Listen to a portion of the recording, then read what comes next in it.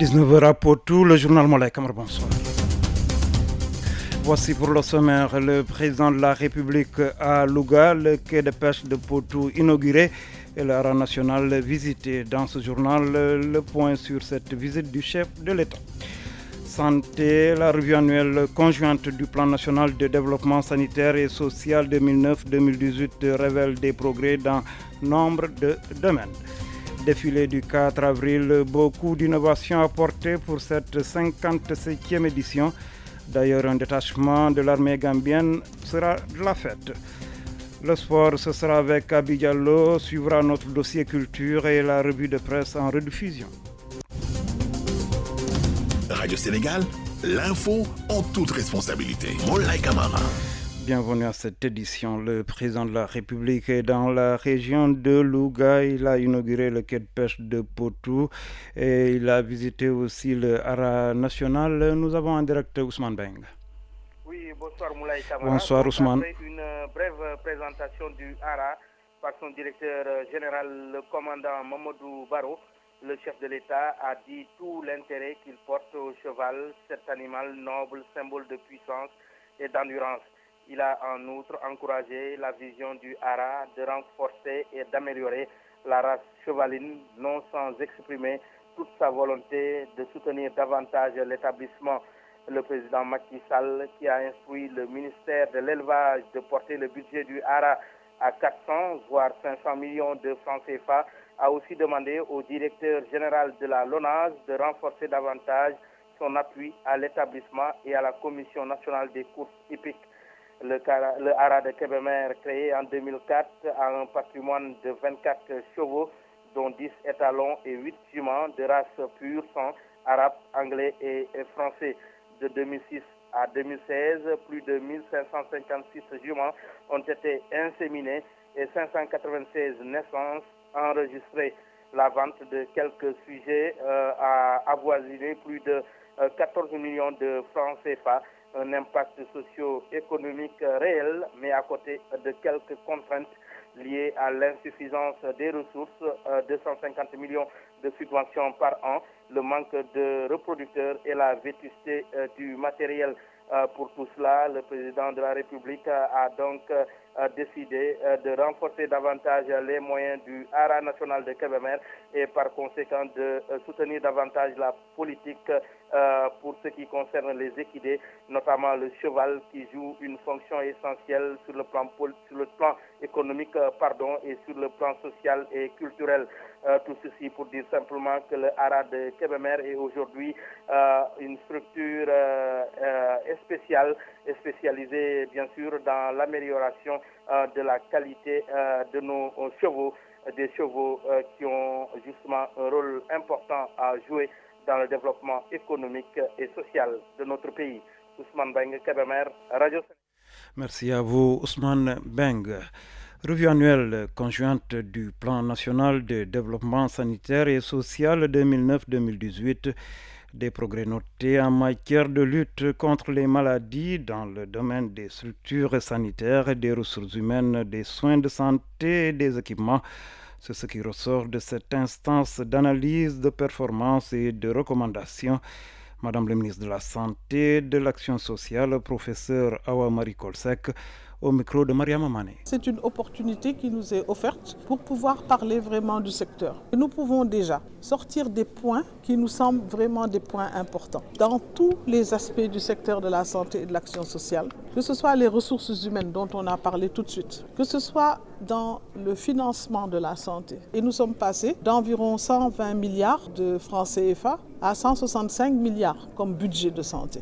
Mais c'est parce que les besoins sont énormes dans le secteur et que nous n'aurons jamais assez de ressources humaines, on n'aura jamais assez d'argent aussi pour la santé des populations. Mais l'essentiel, c'est qu'on voit les tendances. Au plan des infrastructures, qu'il y a eu beaucoup de structures sanitaires qui ont été inaugurées, que ce soit au niveau, disons, périphérique des centres de santé, mais aussi au niveau des hôpitaux. Au plan infrastructure, aussi, il y a eu des progrès. Au plan maintenant de ce qui est équipement, aujourd'hui, s'il y a eu un vrai bond, c'est peut-être au niveau de l'équipement.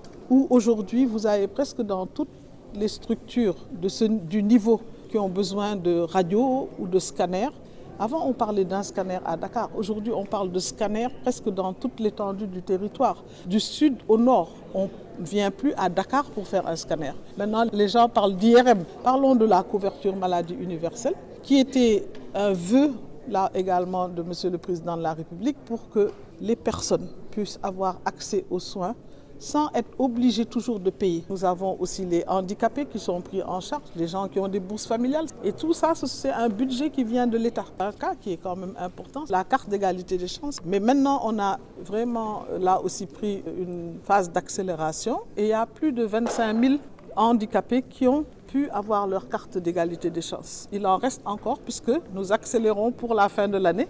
Nous voulons atteindre, en tout cas nous rapprocher des 50 000. Le ministre de la Santé et de l'Action sociale.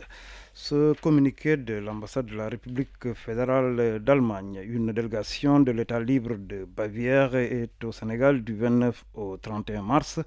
La délégation est conduite par la ministre d'État des Affaires européennes et des Relations internationales dans la chancellerie d'État de Bavière, Dr Merck. L'État de Bavière a identifié la République du Sénégal parmi l'un des 4 pays focaux pour l'exécution d'un programme spécial de 2 ans permettant de lutter contre les causes de la migration. Le programme est prévu pour contribuer à ouvrir des voies professionnelles aux jeunes Sénégalais afin d'améliorer leurs perspectives d'avenir dans leur pays.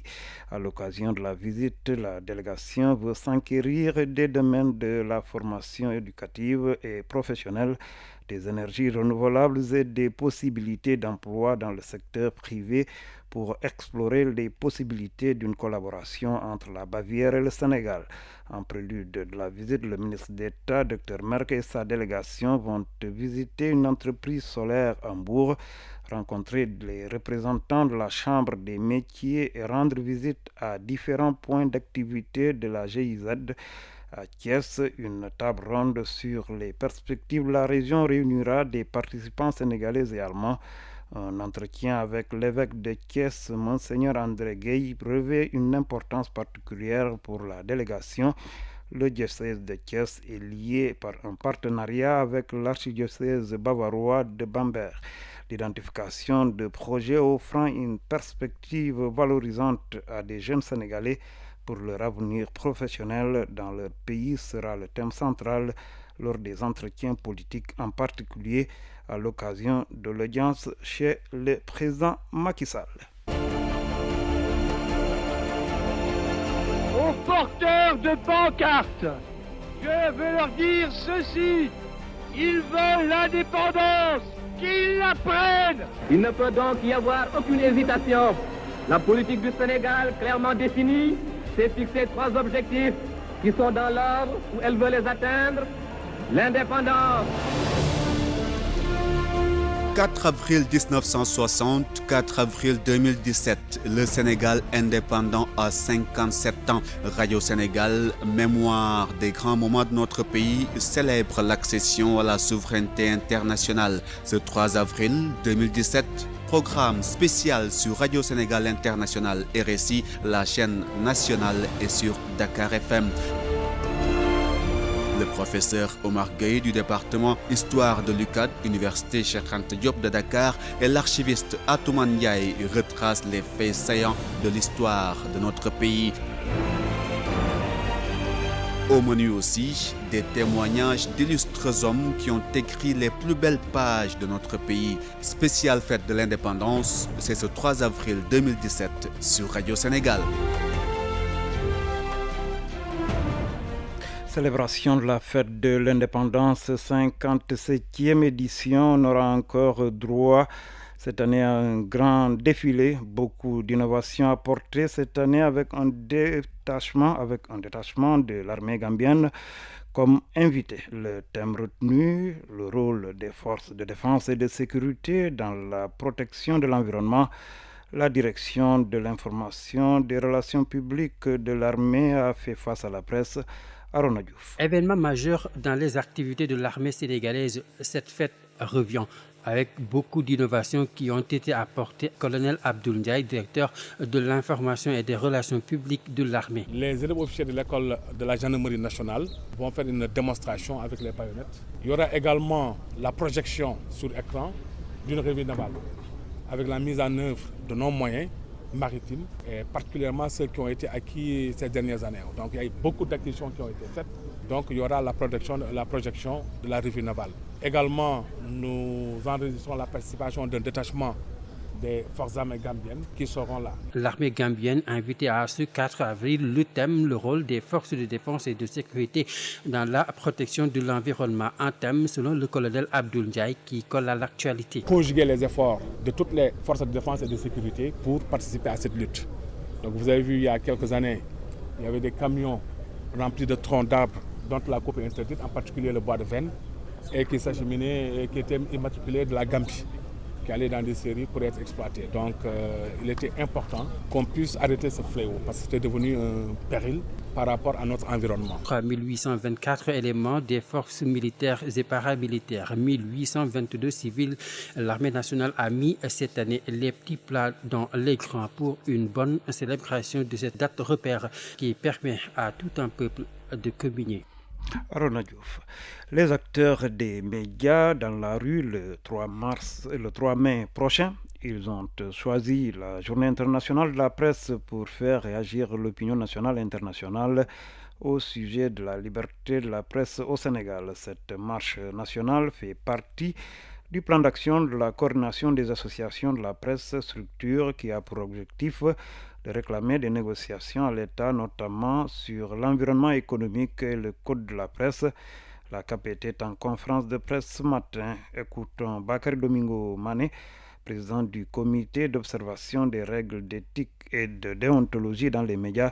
Il est au micro de Justine Haye. Attirer l'attention de l'opinion nationale et internationale sur la menace de liberté, c'est les menaces qui pèsent sur les médias de façon générale. Il y a menace d'abord du point de vue de l'environnement économique. La plupart des entreprises de presse, la majorité n'a même pas les moyens de payer les salaires. Depuis 2010, les acteurs du secteur se sont réunis pour réfléchir sur la résolution des problèmes, n'est-ce pas, de ce secteur. Et cela a donné naissance à ce qu'on appelle le code de la presse.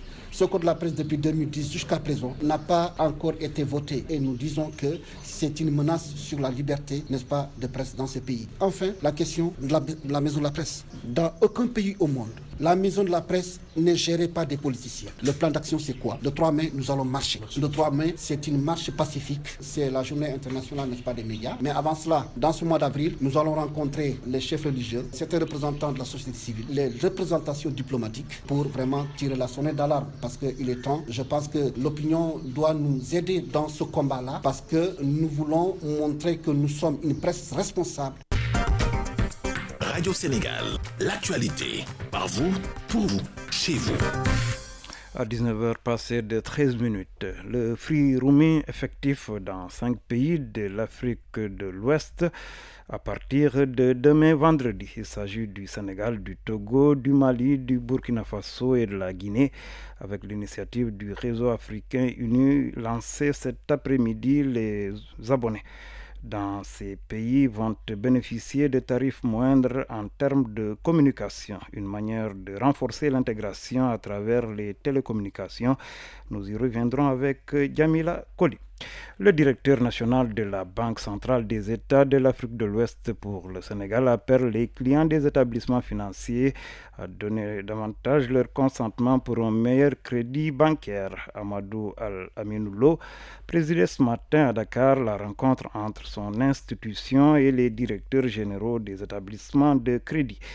Le reportage est signé Jean-Baptiste Boukoufsane. Cette rencontre, qui est du reste trimestrielle, est un cadre d'échange afin de recueillir les préoccupations et les attentes des agents économiques et de faire le point des projets en cours. Le directeur national de la BCEAO pour le Sénégal sur une nouveauté mise en place par son institution, Amadou Al-Aminoulo. La BCEAO a agréé une société qui s'appelle Bureau d'information sur le crédit, en anglais Credit Bureau, qui est chargée de recueillir auprès de l'ensemble des banques et des grandes institutions de microfinance le niveau d'engagement, les crédits dont bénéficie l'ensemble de la population qui a un crédit. Nous avons mis en place ce dispositif dispositif pour faire de sorte que les banques connaissent désormais chaque client et s'assurent que ce client n'a pas de défaut de paiement. Malheureusement, ce client coûte cher à l'institution financière, de l'avis de Alioune Camara, le représentant des établissements financiers du Sénégal. Ce qu'on ne dit pas, on ne pourra pas donner les chiffres ici, des créances douteuses qui sont de l'ordre de 500 et quelques milliards de créances douteuses. Pour le directeur national de la BCEAO, les réticences persistent. La loi qui a mis en place le dispositif du Crédit Bureau a demandé que individuellement chaque client donne son accord pour que les données qui le concernent puissent faire l'objet de partage. Malheureusement, aujourd'hui, nous assistons à un phénomène où les gens refusent de donner leur consentement, certainement ne connaissant pas suffisamment la portée de ce qui a été décidé. Donc j'en appelle au grand public pour qu'il puisse donner son consentement et permettre de lever la principale barrière que nous avons en tout cas pour le crédit aux ménages. Amadou Al-Aminoulo invite également les établissements financiers présents sur le sol sénégalais à déployer toute stratégie possible afin d'accélérer le recueil du consentement de la clientèle. Jean-Baptiste Boukobsane, atelier de renforcement des capacités des pisciculteurs de la vallée. Il se tient à Richard-Toll, qui abrite la première station piscicole du Sénégal. Objectif, mieux outiller les producteurs pour booster la production nationale de poissons, production qui tourne autour de 2000 tonnes. Ablaïan, directeur technique de l'Agence nationale de l'aquaculture, au micro de Baïdjo. L'élevage de monosexe mâle de tilapia est devenu vraiment incontournable pour une pisciculture durable et rentable. Et le choix de Richard-Toll vraiment n'est pas du tout fortuit. Parce que Richard-Toll quand même est la ville qui abrite la première station piscicole vraiment du Sénégal. Aussi Richard-Toll accueille le plus grand nombre de cadres, d'étudiants, d'experts, d'élèves dans le domaine de l'aquaculture. Donc, ça se prouve aussi que l'ANA a créé sa première antenne au niveau de Richard-Toll et nous avons notre plus grosse équipe ici. L'aquaculture est devenue aujourd'hui un secteur extrêmement dynamique et important avec une croissance très rapide qui est même supérieure à celle de l'agriculture de l'élevage. Au niveau mondial, on dit selon la FAO qu'aujourd'hui, 1 poisson sur 1 est issu de l'aquaculture et dans un futur proche, 2 poissons sur 3 seront issus vraiment de l'aquaculture. Au niveau mondial, c'est extrêmement important cette activité-là. Maintenant, au Sénégal, quand même, il y a beaucoup d'efforts qui sont en train d'être faits pour développer cette activité. Par exemple, quand on voit les années 2012, où notre production était de 334 tonnes, aujourd'hui nous en sommes à 2082. Donc c'est une production qui progresse d'année en année grâce aux efforts qui sont mis en place par l'Agence nationale de l'aquaculture.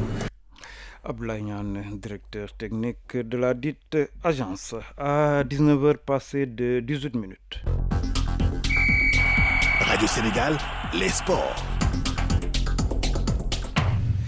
C'est en direct avec nous, Abi Diallo, bonsoir. Bonsoir, Moulay Kamara. La création des infrastructures donne de réels motifs de satisfaction au ministre des Sports. Voilà, satisfaction au niveau du ministère des Sports, bien qu'il reste encore des choses à faire dans ce domaine.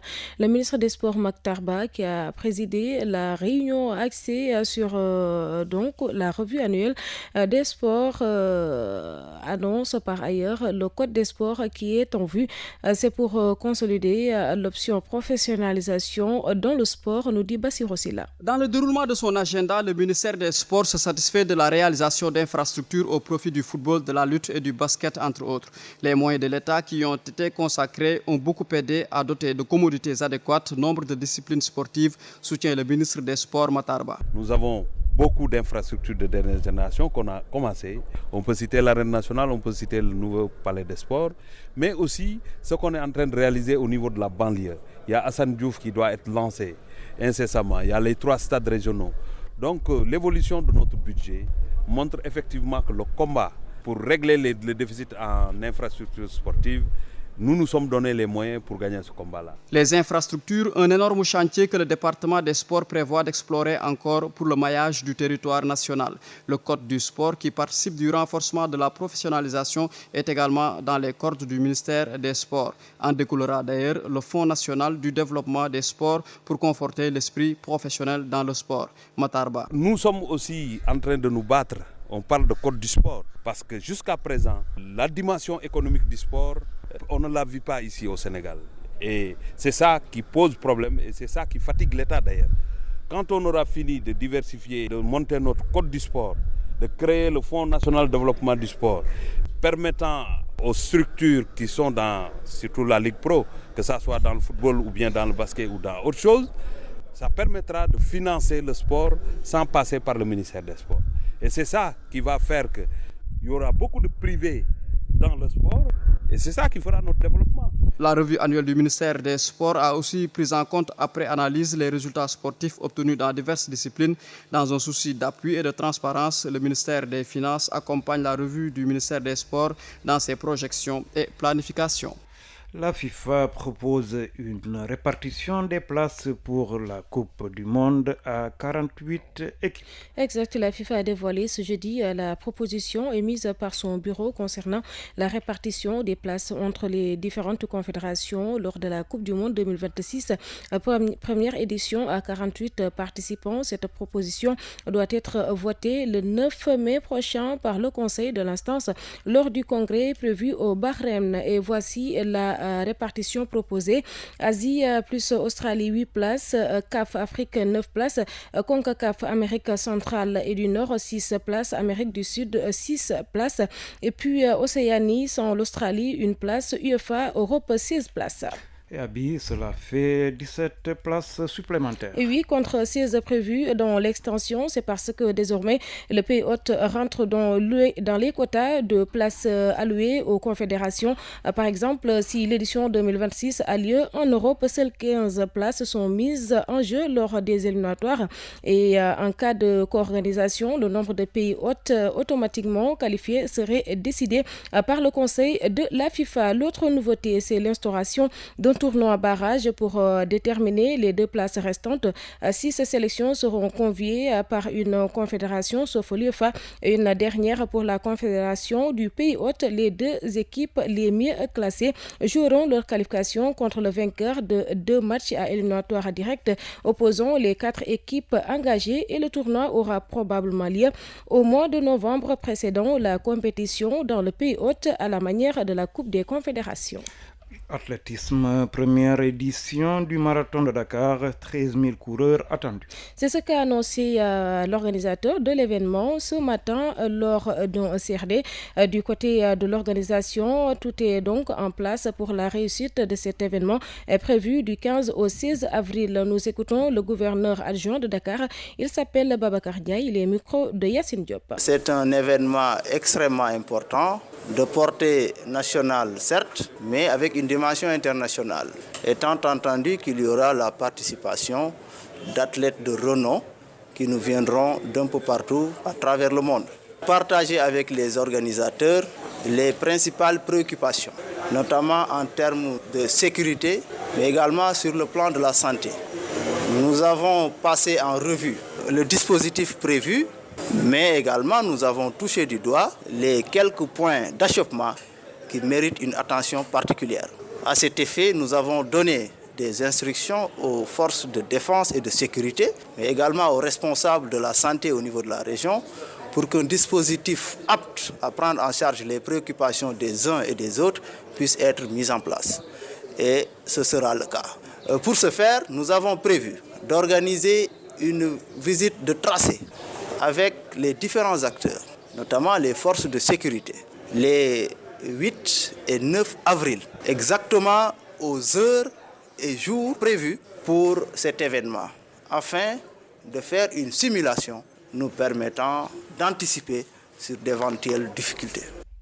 À l'instant, Babacar Ndiaye, c'est l'adjoint du gouverneur de Dakar sur la première édition du Marathon international de Dakar, prévu les 15 et 16 avril prochains. Malaï Kamara. Merci à vous, Abidjalo. À 19h passé de 24 minutes, vous êtes sur le réseau synchronisé de la RTS. La suite du journal, c'est après ça. Le dossier culture de la rédaction. Le dossier culture porte sur la réunion d'évaluation de la 9e édition du FESNAC. Le Festival national des arts et cultures est tenu cette semaine à Dakar. Une rencontre qui a permis d'énumérer toutes les difficultés et tirer les leçons. Pour les organisateurs, il faut plus de subventions, mais aussi un renforcement de capacité des festivaliers. Cela afin d'améliorer le contenu du Festival national des arts et des cultures. C'est un dossier réalisé par Aïssatou Sall. Les organisateurs du FESNAC autour d'une table pour évaluer toute une journée la 9e édition. Tous s'accordent sur une chose, le dernier Festival national des arts et cultures a été une réussite. Tout le monde est convaincu que la dernière édition a été une grande édition. Le FESNAC, la 9e édition, a été une réussite. Nous nous en félicitons. Une réussite certes, mais pas sans difficulté, selon la présidente du comité national d'organisation, Fatou Sidi Begueye. Il y a des critiques qui nous ont été faites relativement à un certain nombre de difficultés que les délégations régionales ont rencontrées, liées au transport, à la restauration, à la modicité de la subvention, parce que quand même les collectivités locales n'ont pas assez accompagné les délégations régionales. Ce qui fait qu'avec la seule subvention du ministère de la Culture du FESNAC, certaines régions avaient quand même des difficultés à boucler leur budget de participation régionale. En tant qu'organisateurs, nous souhaitons que les moyens soient augmentés pour nous permettre de mieux faire et donc de mieux organiser cette manifestation. À cela s'ajoute le déficit d'encadrement des festivaliers, d'où la nécessité de renforcer leurs capacités pour améliorer davantage leurs prestations. Ce qu'on a remarqué depuis quelques éditions, c'est que très souvent, on sait d'avance la région qui va remporter le trophée théâtre, la région qui va remporter le trophée danse, etc. Ce qu'il y a lieu, c'est qu'au niveau de certaines régions, qu'on puisse essayer d'organiser des séminaires ou bien alors des ateliers de renforcement de capacité ou bien alors des ateliers d'expression artistique pour pouvoir mettre à diapason tous ces jeunes artistes qui ont besoin de formation, d'être à la hauteur pour pouvoir quand même être en mesure de gagner des compétitions au niveau national. Un avis que partage Sireba, une participante venue de la région de Diourbel. Toutes les régions ne sont pas au même niveau de préparation parce qu'il y a des régions qui sont quand même dotées de plus d'infrastructures, qui ont la chance d'avoir des formations par-ci, par-là et d'être encadrées par des professionnels. Ce n'est pas le cas dans les régions en général. C'est des acteurs qui sont là, qui ont envie de faire quelque chose et qui le font et qui manquent énormément d'encadrement. Et heureusement que le FESNAC en a pris acte et qu'il s'est engagé vraiment à encadrer ces artistes des régions. Nonobstant ces contraintes, le FESNAC garde toute son importance, révèlent les acteurs. L'aspect trophée n'est pas aussi important que ça, bien que quand on va en compétition, on cherche à gagner les trophées. Mais ce qui était vraiment privilégié, et ça heureusement que les acteurs des régions l'ont très bien compris, c'est la participation d'abord à un festival national qui a été institué et organisé par l'État du Sénégal. C'est toujours heureux de participer à un tel événement et puis l'envergure même de ce festival.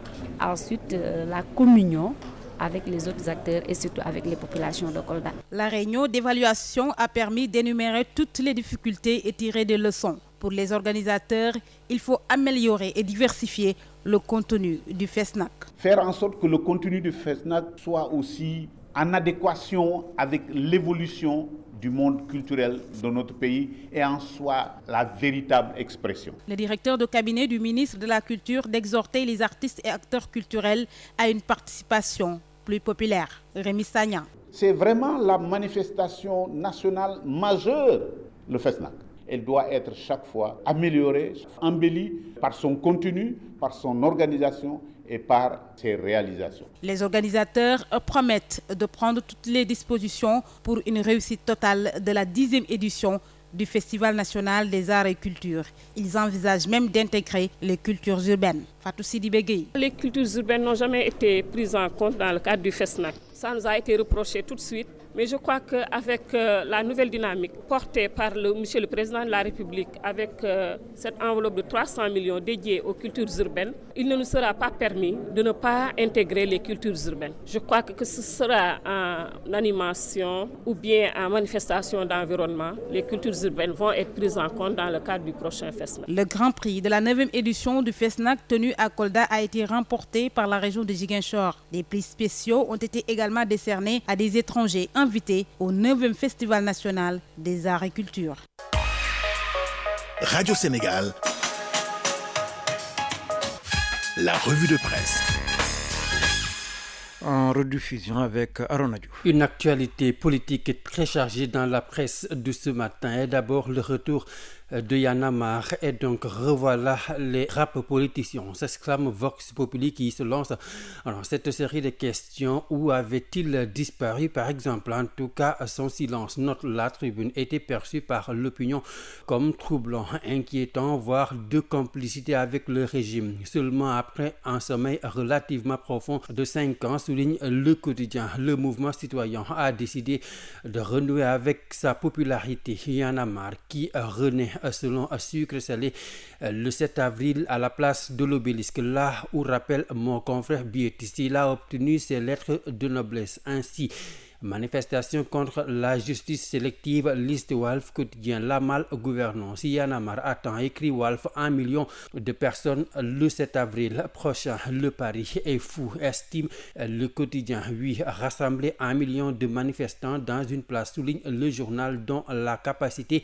ne dépasse guère 50 000 places. Mes confrères de Vox Populi, qui ne doutent point de la capacité de nuisance de ces Y'en a marristes, soulignant justement comment ils ont contribué à pourrir la vie de Maître Wade à l'époque par des initiatives imparables. Seulement 5 à 6 ans après leur fait d'armes, ces rap politiciens se demandent alham. Oui, ces Y'en a marristes ont-ils la même capacité de nuisance? Oui, parce qu'il faut dire, souligne l'analyste de Vox Populi, il faut dire qu'il y a eu beaucoup de faits qui ont fini par ternir leur blason. Par exemple, rappelle Vox, leur excursion centrafricaine, d'où les a sorti Macky Sall, comme on sort, compare mon confrère, comme on sort un naufragé de la mer. Il y a ensuite l'affaire Lamine Diack, dans laquelle ils ont été cités, sans compter, ajoute Vox Populi, à toutes ces supputations et accusations qui les suivent sur les origines de financement de leurs activités. En tout cas, la question que se posent les analystes de la presse,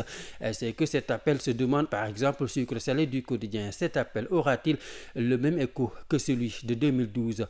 Wait-and-see, l'actualité au Parti socialiste présidentiel de 2019. Aïssata Tall Sall trace sa route selon la presse, mais d'abord cette lettre du cardinal Théodore Adrien Sarr à Khalifa Ababacar Sall. Beaucoup de quotidiens qui évoquent cette lettre, enquête qui souligne que le maire de Dakar peut compter en tout cas sur le soutien de l'ancien archevêque de Dakar. Je viens vous assurer des prières quotidiennes que je fais monter personnellement vers le Dieu de justice. J'ai cité Monseigneur Théodore Adrien Sarr à la une du quotidien LAS qui prie pour Khalifa Sall, le maire de Dakar, qui est évoqué dans la presse de ce matin, mais sur un autre aspect, Khalifa Sall, selon Hassan Samb de Enquête, qui est brisé par son incarcération dans l'affaire de la caisse d'avance. Aujourd'hui, maître Aïssata Tall Sall prend le relais.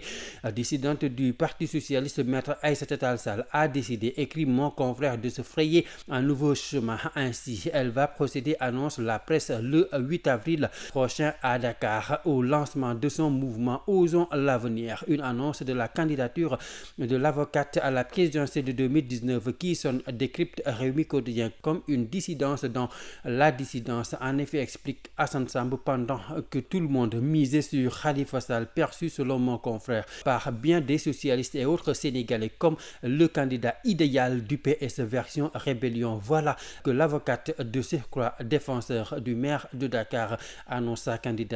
Une démarche, conclut la Rewmi Quotidien, qui sonne comme une forme de désaveu de Khalifa Sall, qui ne sera certainement pas prêt, dit mon confrère, seul mettre à bord pour mener certains vers le fauteuil présidentiel. À 19h passées de 34 minutes, c'est la fin de cette édition. Le rappel des titres: le président de la République à Louga, le quai de pêche de Potou inauguré, l'Ara national visité. Le chef de l'État demande l'augmentation du budget du Ara national. Vous avez suivi la relation de Ousmane Beng. Santé, la revue annuelle conjointe du plan national de développement sanitaire et social 2009-2018 révèle des progrès dans nombre de domaines. Défilé du 4 avril, beaucoup d'innovations apportées pour cette 57e édition. D'ailleurs, un détachement de l'armée gambienne sera de la fête. Le sport, c'était avec Abi Diallo. On a suivi notre dossier culture et la revue de presse en rediffusion. À la cabine technique, vous avez Modou Diop et Masek Gassama, CDM Laba Soumaré. Réalisation Ibrahim Khalil Goudiabi et François Xavier Thiao. Présentation Molay Kamara. Merci de nous avoir suivis.